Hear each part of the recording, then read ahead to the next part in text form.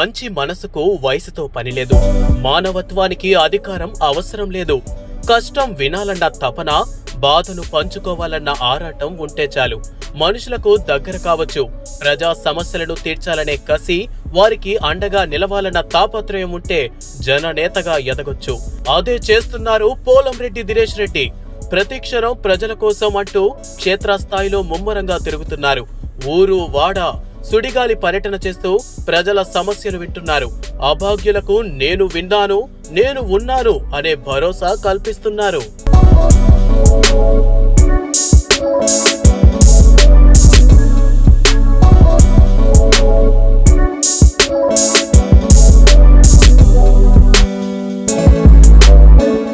Polamreddy Dinesh Reddy Kovur assembly నియోజకవర్గానికి Telugu Desam party తరపున ఈ ఎన్నికల్లో పోటీ చేయనున్న అభ్యర్థి.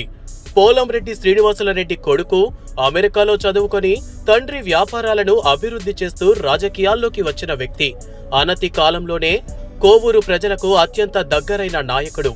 గత ఎన్నికల వరకు తండ్రికి రాజకీయాల్లో అండగా ఉన్న యువనేత.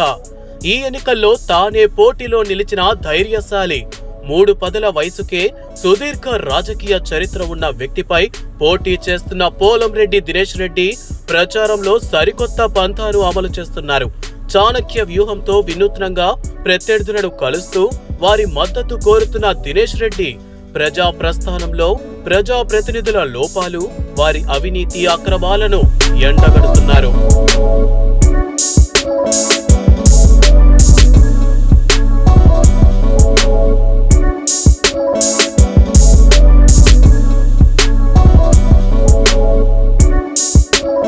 ప్రచార పర్వంలో ప్రస్తుతం మరికొన్ని ప్రత్యేకతలతోనూ దూసుకెళుతున్నారు దినేష్ రెడ్డి. ప్రధానంగా రూట్ మ్యాప్ రూపొందించుకొని ప్రతిరోజు కొన్ని గ్రామాలను చుట్టేస్తున్నారు. పట్టణంలోనూ కొన్ని వార్డులను ఎంపిక చేసుకుని అక్కడ పూర్తి స్థాయిలో దృష్టి పెడుతున్నారు.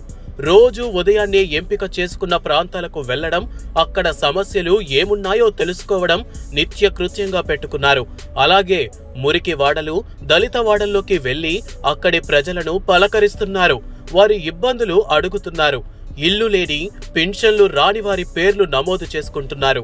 కొన్ని సమస్యలను ఆన్ ది స్పాట్ అధికారుల దృష్టికి తీసుకెళ్తుండగా మిగిలిన వాటిని తాము అధికారంలోకి రాగానే పరిష్కరిస్తామని హామీ ఇస్తున్నారు.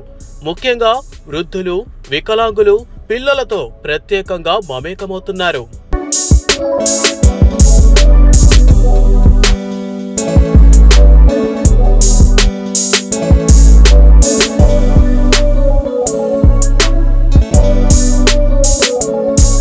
వృద్ధులతో దినేష్ రెడ్డి మమేకమవుతున్న తీరు ఆసక్తికరంగా మారింది.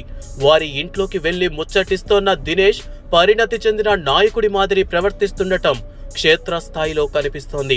వారి కన్నీళ్లు తుడవటంతో పాటు వారికి నేనున్నాననే భరోసా కల్పిస్తున్నారు. వారికి ఆర్థిక, నిత్య అవసరాలను సాయంగా అందిస్తుండటంతో పాటు భవిష్యత్తులో ఎలాంటి అవసరం ఉన్నా తన తలుపు తట్టవచ్చనే భరోసా ఇస్తున్నారు. వికలాంగులకు ఇదే తరహాలో నేనున్నాననే భరోసా ఇస్తుండటంతో వారు ఆనందం చెందుతున్నారు.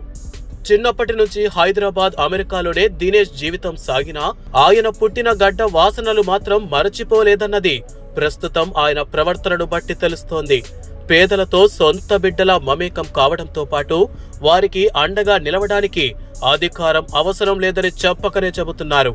తనకు మంచి మనసుందని, అది ప్రజల సమస్యలను తెలుసుకుంటుందని, వారి బాగు కోసం కృషి చేస్తుందని దినేష్ రెడ్డి తన చేతల్లో స్పష్టం చేస్తున్నారు.